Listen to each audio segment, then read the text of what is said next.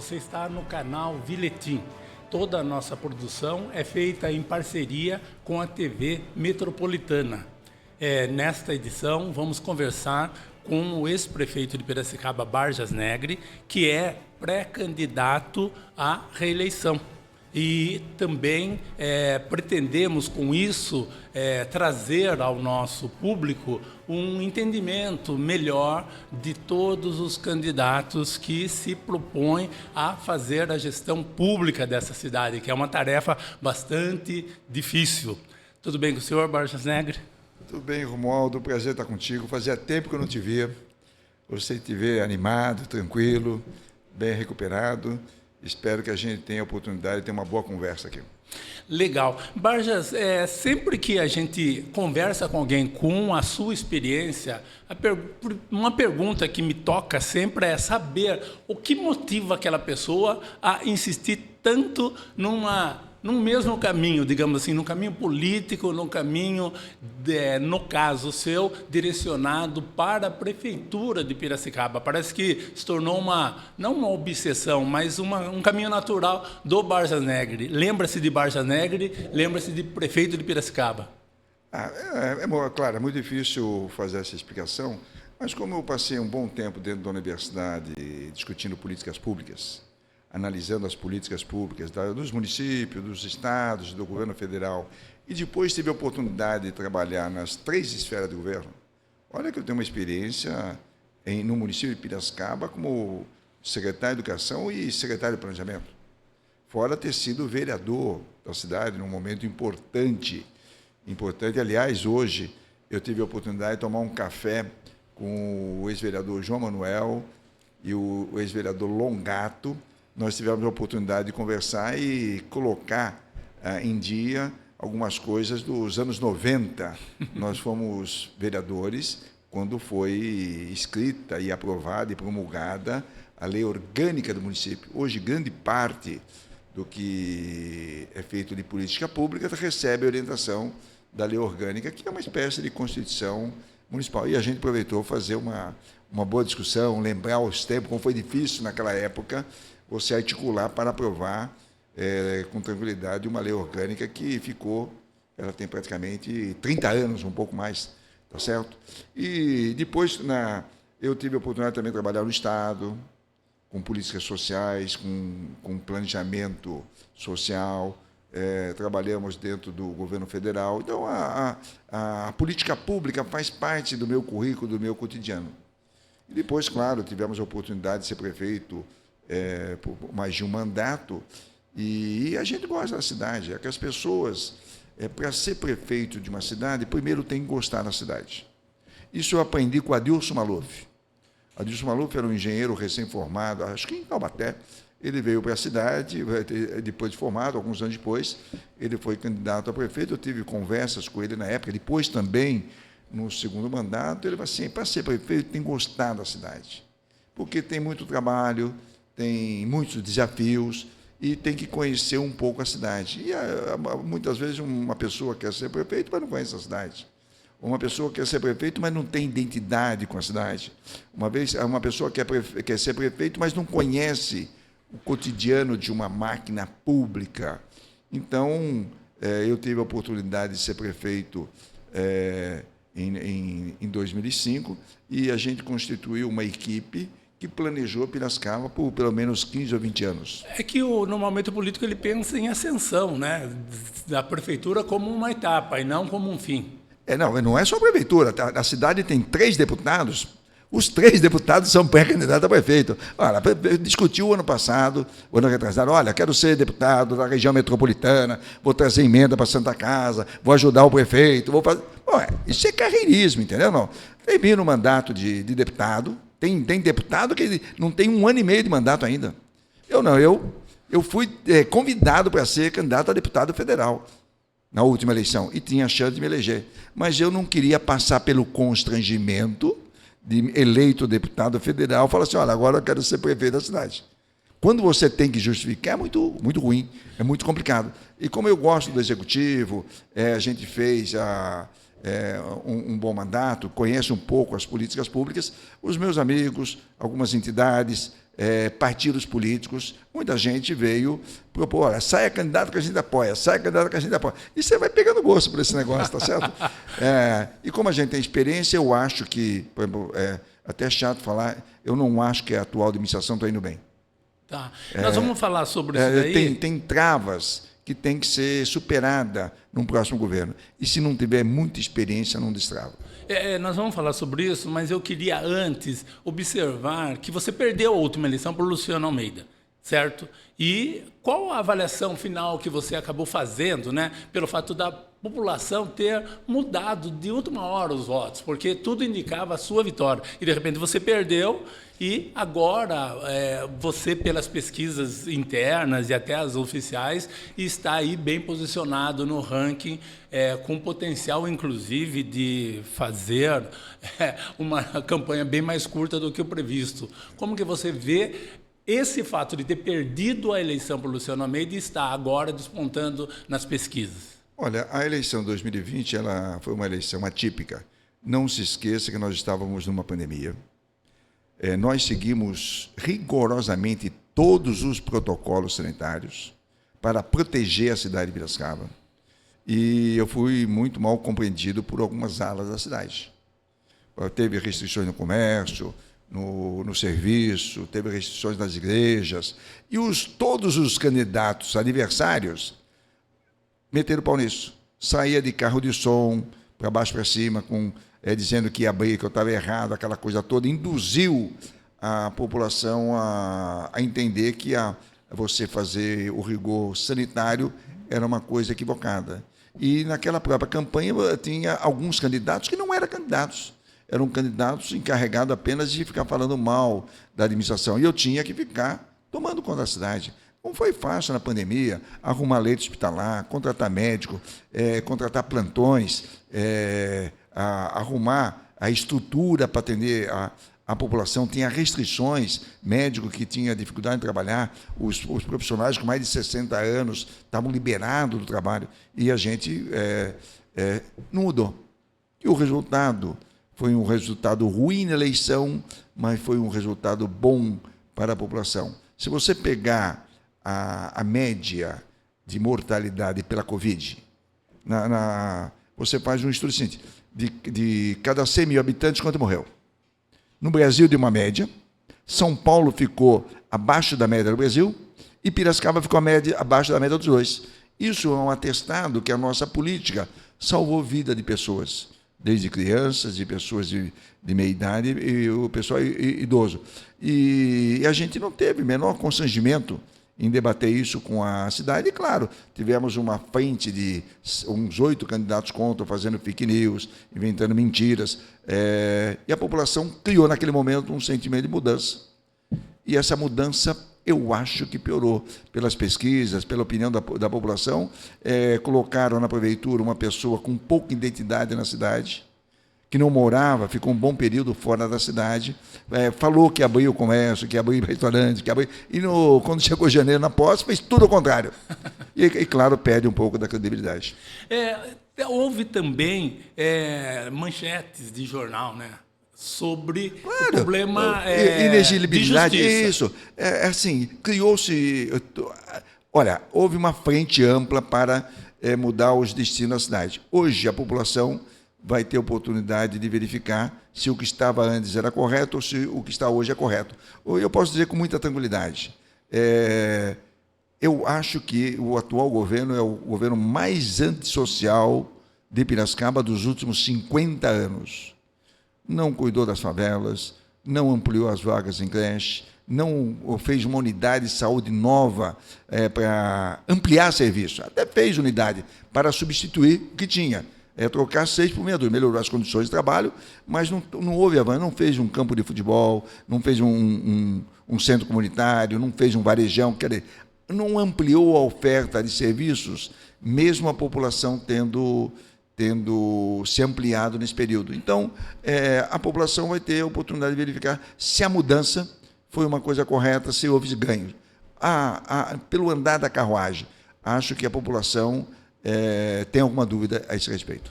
A respeito de justiça ainda, né? Claro, eu pesquisei no tribunal, no eleitoral e tudo mais, o seu nome está íntegro, está totalmente livre para concorrer, mas houve aquela pendência que era uma questão de protocolar dentro da justiça. E agora, o senhor acha que isso é coisa resolvida definitivamente? Estava resolvido lá e está resolvido hoje. Tá. Mas é claro, quem tem pouco voto tem que apelar para essas coisas. Assim, há uma... onde vai? Olha, recentemente teve um processo no Tribunal de Justiça de Brasília, 2 partidos políticos de Piracicaba contratou banca de advogado para tentar segurar o processo. Isso foi até o Supremo Tribunal Federal para dizer o seguinte, olha, não há nenhum óbice em relação aos processos administrativos. E quem tem ação contra mim tem processo criminal. Olha que a diferença. Tem um dos que articulou uma das arguições contra mim, é condenado criminalmente. E os nossos processos são todos administrativos. O que é um processo administrativo? Tem uma falha administrativa, um documento no processo, um aditamento que não foi bem explicado, uma perda de prazo, assim por diante. Eu não tenho nenhum processo criminal, não há nenhum envolvimento com desvio de dinheiro público, com corrupção, que possa denegrir a minha imagem de homem público. É por essa razão que as pesquisas hoje apontam que, se tivesse eleição hoje, eu teria condições de chegar bem num eventual segundo turno. O senhor acredita, então, nessa possibilidade de resolver a questão no primeiro turno? Não, eu não falei isso. Não, eu falei de chegar no segundo turno. Você tem sempre, o desejo de ganhar a eleição. Então, quem quer ganhar a eleição tem que se preparar para participar do segundo turno. E o segundo turno é uma outra eleição. É claro que você pode ganhar também no primeiro turno. Eu ganhei 2 eleições de Piracicaba no primeiro turno, mas isso não é a pretensão. A pretensão nossa é debater os problemas da cidade e desmascarar os fanfarrões que vão sair na campanha desse ano. Tá. E dentre esses candidatos de oposição, muitos deles seriam... Não, candidato de oposição sou eu. Eles são candidatos a situação, entendeu? Sim, mas eu não sei como dizer, por não, exemplo... são candidatos. Você tem assessor da prefeitura assessorando candidatos meus adversários. Se eles estão conversando entre si, eles são de situação. Eu sou um candidato de oposição. É claro que tem outros candidatos de oposição, mas tem pelo menos 2 que são aí candidatos de situação. Um é língua do trapo do outro, entendeu? Mas se houver segundo turno, então o senhor acredita na possibilidade deles se unirem todos contra o senhor? Não, eles já estão unidos no primeiro turno, boa parte deles, para tentar fazer com que eu não ganhe no primeiro turno. Então, eles são obcecados, que eu estou bem na pesquisa. E a pesquisa hoje diz, olha, tem chance de ganhar no primeiro turno, mas não é essa a pretensão. A pretensão é ir para o debate, fazer um bom plano de governo, mostrar os equívocos de algumas candidaturas e mostrar o equívoco da política pública atual, que representa um atraso na cidade de Piracicaba. Não seria, vamos supor que o senhor ganhe, isso não representaria um reparo histórico em relação à eleição anterior? Não, eu não vejo assim. A população, o eleitor é soberano, ele quis fazer uma mudança, ele fez uma mudança e, muito provavelmente, uma boa parcela desses eleitores que votaram pela mudança verificaram que a mudança não surtiu o efeito desejado, a administração municipal não consegue compreender a demanda correta. Olha, veja só, a Piracicaba tem muitas favelas. É inadmissível que passe 4 anos sem fazer uma ligação de água do SEMAI. É inadmissível que passe 4 anos sem ir lá colocar um caminhão de cascalho. Piracicaba é referência na educação infantil. É inadmissível que passe 4 anos sem colocar em funcionamento uma nova unidade, uma creche, uma nova. Você deve conhecer, nós conseguimos uma verba para fazer a creche do Tatuapé. Ela está com 75%, 85% pronta em dezembro de 2020. Deu um problema com a empreiteira pediu um reajuste, a prefeitura entendeu que não era correto fazer o reajuste e rescindiu o contrato. Vai terminar o governo, a creche do Tatuapé não será colocada em funcionamento. Entendeu? Como que passa você era uma referência na educação infantil, muito provavelmente nós vamos perder essa referência. Estou falando só da educação infantil, mas eu poderia dar outras referências. Não, nós vamos conversar sobre alguns aspectos nesse sentido, mas o senhor já tem um histórico de gestão. Num eventual novo governo, o estilo da gestão seria semelhante aos anteriores? Olha, não dá para inventar a roda, né? A roda já está inventada. Qual é a demanda da população? Que a prefeitura esteja presente, que resolva o problema da oferta de vagas, que tenha mais vagas na questão infantil, que limpe a cidade, que tape buraco. Dá um exemplo. Está fazendo um bom trabalho de recapeamento. Até exagerado em alguns lugares. Está recapeando até onde não precisava. Certo? Se você faz o recapeamento, que está custando 200 milhões de reais, e não consegue fazer o básico, que é tapar buraco dos bairros da periferia da cidade. A impressão que fica para a parte da população é que esse recap é uma operação belezura. Podia fazer uma parte, tapar os buracos da periferia, das ruas da avenida da periferia, porque é uma grande reclamação. Você faz uma coisa moderna, que é concretar algumas avenidas, e não consegue cortar o mato dos parquinhos infantis e das academias espalhados pelos bairros da cidade. A população precisa que aquele parquinho esteja em funcionamento, que a academia não tenha mato. Então, não consegue fazer certas coisas. E nós vamos, evidentemente, fazer um debate a esse respeito. Então, o senhor entende que o Luciano Almeida errou em tudo? Até na nomeação de alguns assessores. Não, veja. Você tentar fazer a prefeitura sem papel é uma coisa boa, é uma coisa moderna. O equívoco é fazer da noite para o dia 100%, sem entender que uma parcela da população tem dificuldade de pagar o IPTU de forma eletrônica, de baixar isso no computador. Podia ter feito, evidentemente, uma transição. Você fazer recap na cidade é uma coisa importante. Você concretar algumas avenidas essenciais, onde passa caminhão pesado, é importante. Mas você fazer concreto em rua de tráfego leve é uma coisa difícil de entender. Quando a gente fala em equipe de governo, você falou que ele errou até na escolha de alguns assessores, mas a equipe seria mais ou menos também igual à equipe que já trabalhou com o senhor, ou pretende fazer uma renovação de equipe de secretários? Veja, Romualdo, nós estamos uma equipe discutindo o plano de governo. Tem candidato a prefeito que não conhece nem a cidade. Tem que ir de GPS para bairro. Tem que botar no Waze para chegar no bairro. Eu não sou assim, e a nossa equipe também não é assim. Nós temos várias pessoas, tem mais de 70 pessoas voluntárias em grupos de educação, de saúde, de mobilidade, de segurança, anotando as reivindicações, anotando os problemas, para dar conformidade a um plano de governo. E nós vamos, se for homologado na convenção de julho, apresentar esse plano para a sociedade, porque, na verdade, vota-se num candidato com plano de governo. A atual gestão, por que ela está mal avaliada? Ela tinha uma proposta na campanha e, quando ganha a eleição, faz uma coisa completamente diferente. Aí perde um pouco de credibilidade. Eu ganhei mais de uma eleição. Eu nunca discuti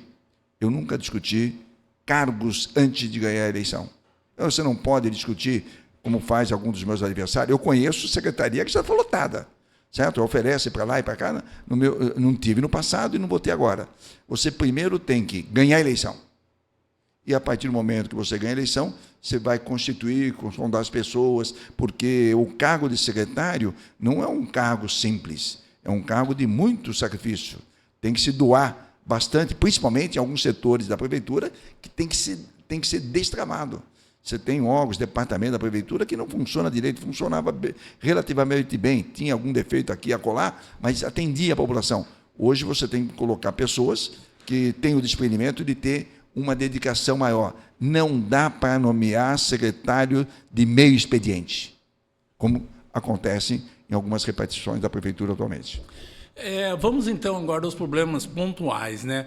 O pessoal até das comunidades disseram para mim, as pessoas disseram, pergunta para o Bartos o que ele vai fazer pela gente, Porque o Luciano, para pedir voto, foi lá e fez uma campanha bonita. Não, bonita não, foi denegriu a minha imagem. Prometeu coisa, depois não tem coragem de voltar para lá, entendeu? E aí não fez absolutamente nada do que propôs. Não fez, em 5 meses não vai fazer também.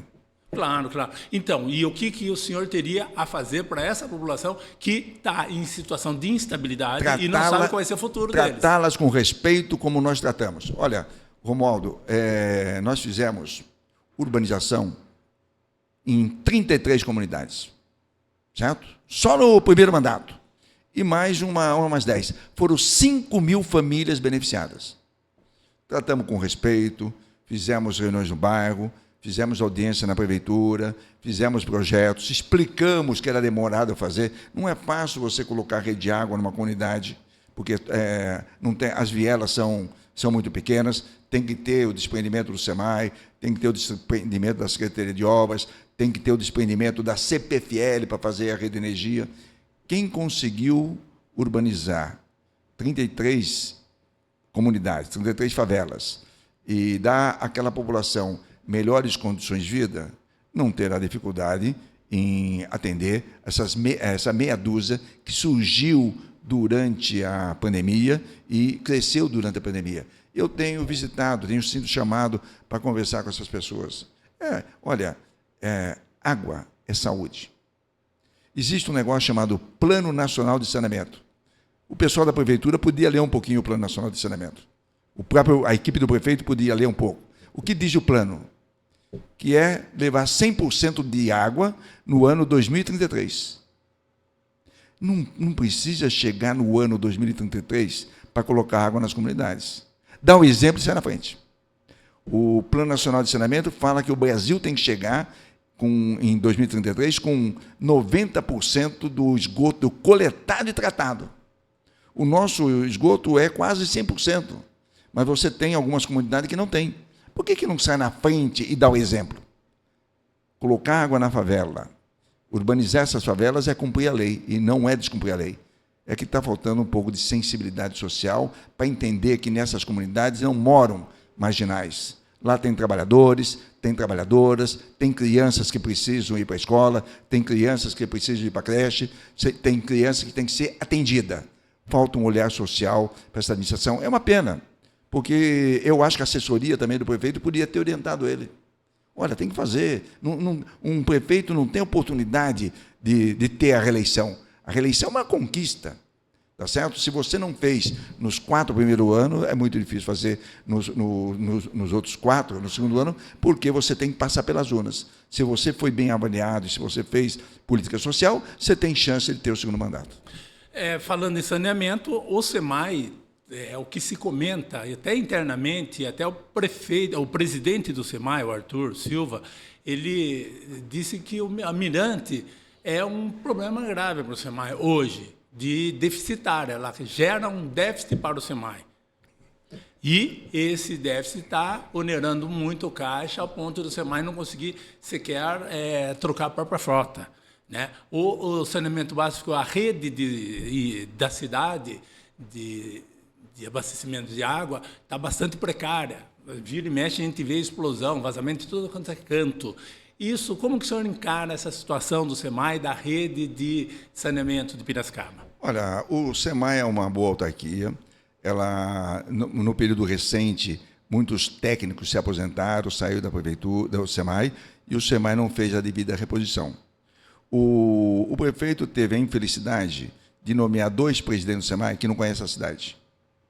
Demitiu um, não sei qual foi a razão, e colocou outro que não conhece muito bem. Então, quando não conhece muito a cidade, não conhece muito o SEMAI, é claro que tem dificuldade. É muito mais fácil acusar do que dar solução. O prefeito foi nomeado, foi eleito para resolver os problemas. Nós não estamos em janeiro de 2021, nós estamos em junho de 2024. Se tinha problema, tinha que ter resolvido esse problema em 3 anos. O SEMAI tem dificuldade, mas pegou aí um financiamento para fazer os investimentos, prometeu que isso vai ser feito até 2026. Por que não fez isso em 2021? Por que não fez isso em 2022? Por que não fez isso em 2023? Por que não discutiu com a população a nova tarifa? O que eu sei é que a tarifa, que era sempre reajustada no começo do ano, teve problema e jogou essa tarifa para o mês de maio, para o mês de junho. Tá certo? Toda vez que você atrasa a tarifa, você reduz um pouco a arrecadação do SEMAI. Um ponto percentual na tarifa do SEMAI representa 4 milhões de reais. 2 pontos são 8 milhões de reais. Em 4 anos são 32 milhões de reais, que podia fazer um reservatório, podia fazer uma caixa d'água. Olha, eu deixei comprado 12 quilômetros de tubo. O que foi enterrado? Se foi enterrado, 2 é muito. O SEMAI poderia ter sido um pouco mais ágil. Colocar culpa no passado é muito mais fácil. E, além do mais, o seguinte, eu vou aproveitar a oportunidade aqui, o seguinte, não é preciso que a população entenda que, quando eu tomei posse, havia um termo de ajustamento de conduta entre a Prefeitura, o SEMAI e o Ministério Público, que mandava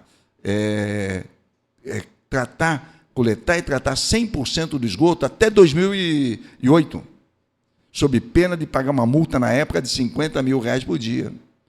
E eu tomei posse nesse sentido. Então, o que a gente fez? Resolveu o TAC e acabou colocando o saneamento básico de Piracicaba na referência nacional. Essa história de que o SEMAI é um ônus, o Águas Mirante é um ônus, é coisa para boi dormir. A população de Piracicaba paga 50% de água e 50% de esgoto. Isso dá os 100%. O saneamento, a coleta de esgoto e o tratamento de esgoto representa 40%. 60% fica com água. Você vai no município de Campinas, é o contrário. O tratamento de esgoto representa 70%. Lá é 50 mais 50 mais 20. Então, bastava discutir isso com a população. O que eu acho é que eles são frouxos na fiscalização da Águas do Mirante. A Águas do Mirante tinha que trocar hidrômetro, uma quantidade todo ano, para evitar desperdício de água e queda de receita. Não há fiscalização, não está fazendo isso. Eu verifiquei em alguns lugares que o SEMAI não pediu para ela fazer a coleta e fazer o tratamento de esgoto. Então, teria que fazer com que o Águas do Mirante fosse mais ágil. Você pega essas favelas, basta o SEMAI colocar a rede de água, que a Águas do Mirante é obrigado, por contrato, fazer a coleta e colocar no tratamento. Eu acho que vai ser bom o debate colocando água. Nós vamos verificar quem é que tem razão.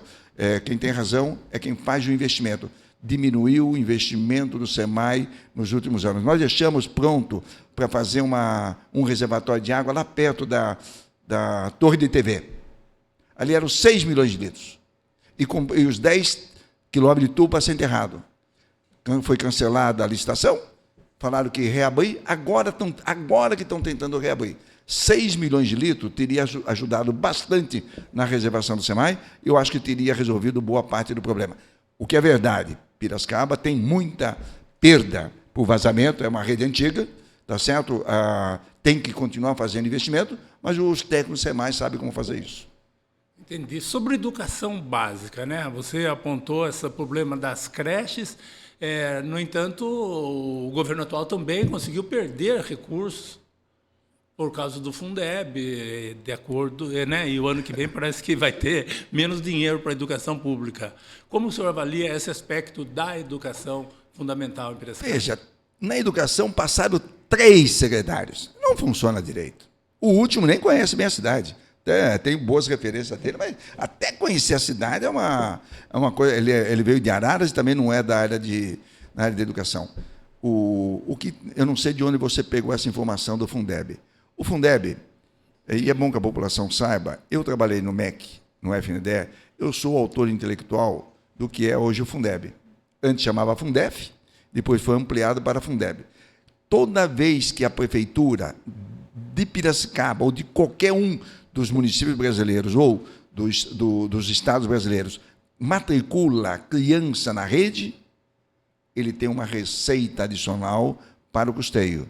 Toda vez que você não abre vaga, os outros municípios estão abrindo vaga, muito provavelmente Piracicaba está perdendo um pouco de recurso. Isso é verdadeiro, entendeu? Então, é 21 milhões até o Não, são duas coisas. Calma. A perda de dinheiro é porque não ampliou o número de alunos na rede. Isso, exato. Exato. Isso é perda do Fundeb. E o volume de recursos? Veja, esses 21 milhões é porque mudou a legislação. Ah, tá. Essa é uma legislação do salário Então ele perdeu 2 vezes. Aí não é culpa da Prefeitura, não é culpa do Estado de São Paulo, é que houve uma interpretação do Supremo Tribunal Federal em que mandou redistribuir os recursos do salário de educação na proporção dos alunos. Antes era na proporção da arrecadação. Como São Paulo era o estado que arrecadava mais, vinha mais salário de educação para o estado de São Paulo e para os municípios de São Paulo. Agora a regra mudou. Todo mundo é igual. Não é mais pela arrecadação. Então, o estado de São Paulo e as prefeituras de São Paulo perderam um pouco de dinheiro. Certo, entendi. Outra coisa que me perguntaram, né, pediram para perguntar para você, é sobre o orçamento participativo. Né? É um processo, um protocolo democrático que sempre, né, o professor Machado gostava muito de incentivar, mas o seu governo também, o orçamento participativo teve força, no entanto, ele está desfocado. Você pretende fortalecer o orçamento participativo ou ele tende a se esvaziar naturalmente? É uma questão... Não. Veja, uma das falhas da atual gestão é não ter fortalecido o orçamento participativo. A demanda da população é de coisas mais simples. É recapear uma rua, é fazer um campinho de areia, é fazer uma escada, é fazer uma passarela, ampliar uma creche, é ampliar o postinho de saúde, é melhorar a iluminação pública, fazer um centro de lazer. E o orçamento participativo apresentou todas essas coisas. Só que você também, vamos lá, quem organiza esse negócio é a Secretaria de Finanças e a Secretaria de Governo. Na Secretaria de Finanças teve descontinuidade. Na Secretaria de Governo também teve descontinuidade. Então, você não tem quem coordene isso. Olha, eu vejo, eu tenho quase que certeza que boa parte desse recapeamento que está sendo feito não obedeceu à demanda do orçamento participativo. O prefeito, com a sua equipe, é que decidiu onde fazer isso pelos os interesses dele e dos compromissos políticos que ele teve na eleição de 2020. Há um problema grave também na saúde pública, né? Isso a gente acompanha de perto, a dificuldade que é colocar em ordem médico em todos os postos, ter enfermeiros, ter um atendimento à altura da demanda, que vem só crescendo, né? Como que você vê? Porque isso continua se agravando, né? Existe algum caminho diferente para seguir e resolver esse problema de saúde pública? É a mesma coisa. Teve um secretário que mandava, tinha um secretário adjunto, botou um outro, e a informação que eu tenho é que o secretário atual também tende a sair da prefeitura. Se você não tem um corpo técnico efetivo, um secretário compromissado, é claro que tem problema. O SUS é uma das coisas mais importantes que tem para a população de baixa renda. Toda vez que falta um médico, toda vez que não tem uma consulta médica, que não tem um exame laboratório, ou um exame de imagem, ou não tem o fornecimento de medicamento, aquela família acaba se virando nos 30.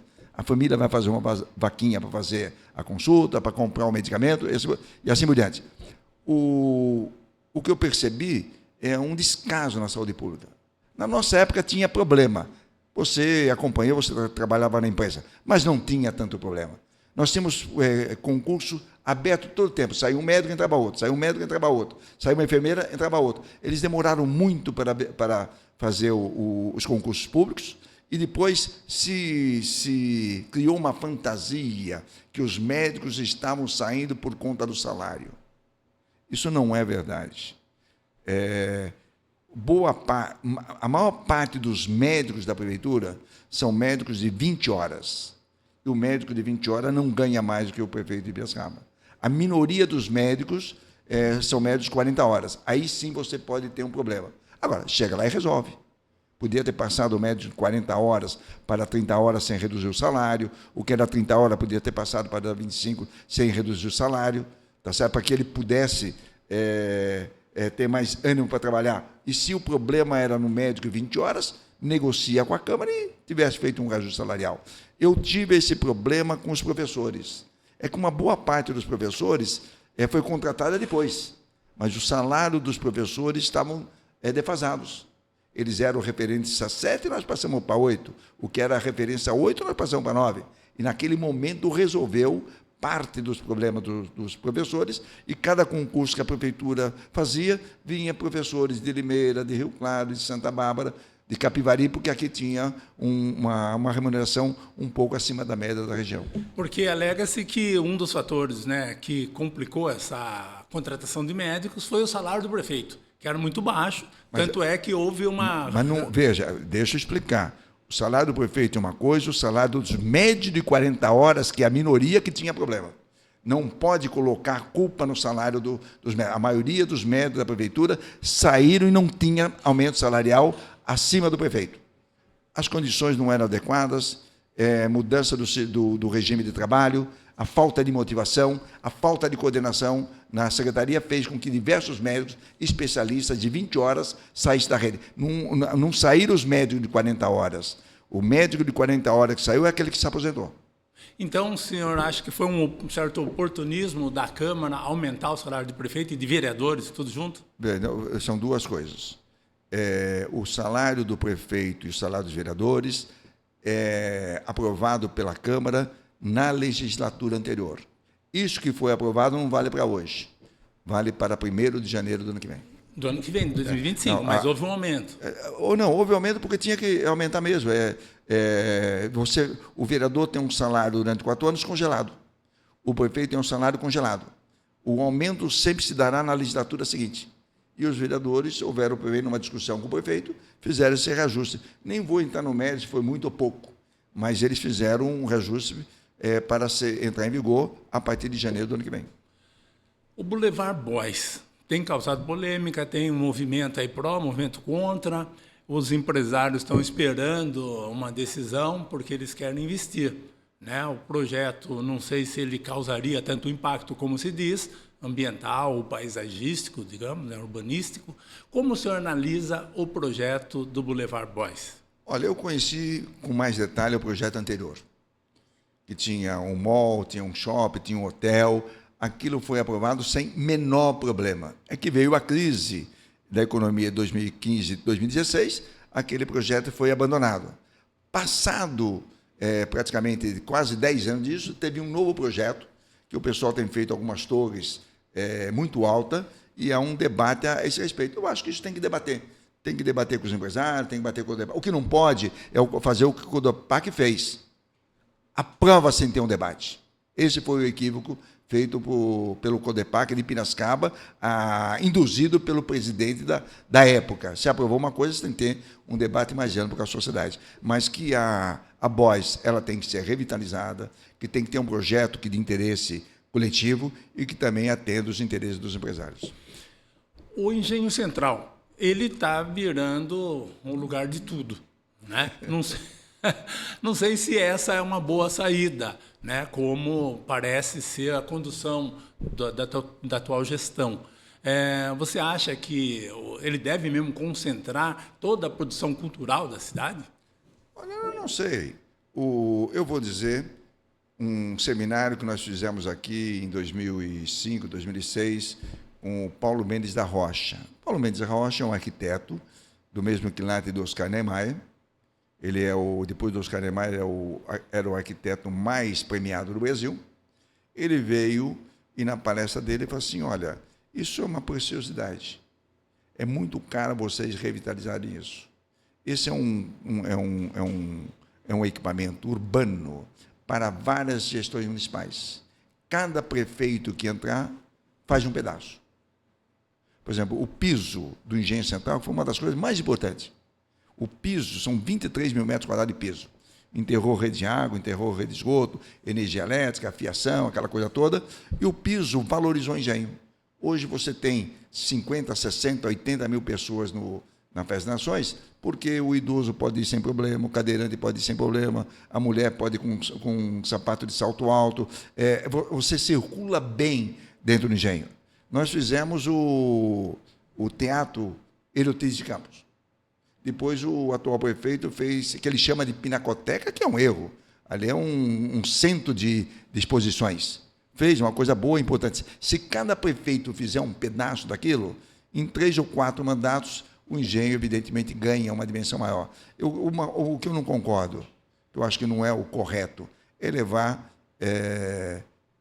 estrutura administrativa, como levou da CELAM. Lá tem a ação cultural. Como Engenho tinha ação cultural, você tinha a Secretaria de Ação Cultural lá. Depois você levou o esporte. Eu não sei se é para levar a estrutura administrativa. Aquele é um grande centro que tem que ser debatido com a sociedade. Cada um daqueles prédios pode virar uma belas artes, pode ser uma casa de cultura. Cada prefeito discute com a sociedade, discute com a Câmara e faz as atividades culturais. Eu acho que a preservação daquilo vai ser uma coisa extremamente importante, mas não se recupera o Engenho Central num único mandato. Um outro problema da cidade é a área central, né? E não é de hoje que se discute como revitalizar a Praça José Bonifácio. De noite não dá para frequentar descuidadamente aquela praça, por causa de pessoas que dormem ali, o ambiente não é mais familiar. Existe algum projeto que o senhor defende para essa revitalização? Eu estou acompanhando o projeto do prefeito. O prefeito, na campanha, disse que ia revitalizar, que ia dar mais segurança, que ia fazer isso, que ia fazer aquilo. Tem 5 meses de governo, estou esperando para ver o que ele vai fazer. Ele fez seminário para falar da revitalização, se comprometeu a fazer projeto de lei, dando incentivo. Nem sei se foi aprovado. A informação que eu tenho é que tinha sido aprovado, dando incentivo de redução de tributos para aquele que fosse revitalizar, demolir o prédio, fazer o outro, etc. Eu estou acompanhando e verificando. Na campanha eleitoral, a gente vai debater essas coisas. Tá. Viu, Barjas? Eu gostaria, então, que você fizesse umas considerações finais aí, se é que você tem mais alguma coisa. Você está afiadíssimo para falar. Eu não estou afinado, não. Eu vou ficar afinado no segundo semestre. Agora eu estou me preparando. Não, mas veja, Romualdo, se você me conhece, eu gosto da cidade de Piracicaba, as pessoas com as quais eu convivo gostam da cidade. Você tem muito problema na educação, você tem muito problema na saúde. Metade do orçamento da prefeitura é educação e saúde. Não pode descuidar dessa área. A saúde tem que ter um carinho especial para que tenha remédio, que tenha contratação de médico, tenha substituição de médico, e nós vamos fazer esse debate. Um prefeito, para ser um bom prefeito, ele tem que ter 2 olhares. Saúde e educação como prioridade, porque metade do orçamento ali, e você tem que fazer com que essa metade seja bastante produtivo. Eu não gostaria de colocar no meu currículo de prefeito sem ter gerado uma única vaga. Percebe? É muito ruim. Quando você não gera vaga na educação infantil, você está limitando aquela criança dos bairros, de família mais simples, e você está distratando a mãe dele. Você tem que gerar vaga para que aquela mulher de 22, 23, 24 anos na periferia da cidade tenha a oportunidade de terminar o seu curso médio, fazer a sua qualificação profissional e, sobretudo, se inserir no mercado de trabalho. Quando você não amplia a oferta de vagas da educação infantil, principalmente na creche em tempo integral, você está prejudicando milhares de mães dessa cidade. Legal. Se você fosse dar uma nota para a atual gestão de 1 a 10... Não quero dar nota nenhuma para essa administração. Vamos esperar a nota dada na eleição de 6 de outubro. Ok. Então, encerramos aqui a entrevista com o ex-prefeito Barjas Negri e atual pré-candidato à reeleição à Prefeitura de Piracicaba. Obrigado por nos acompanhar e siga-nos nas redes sociais.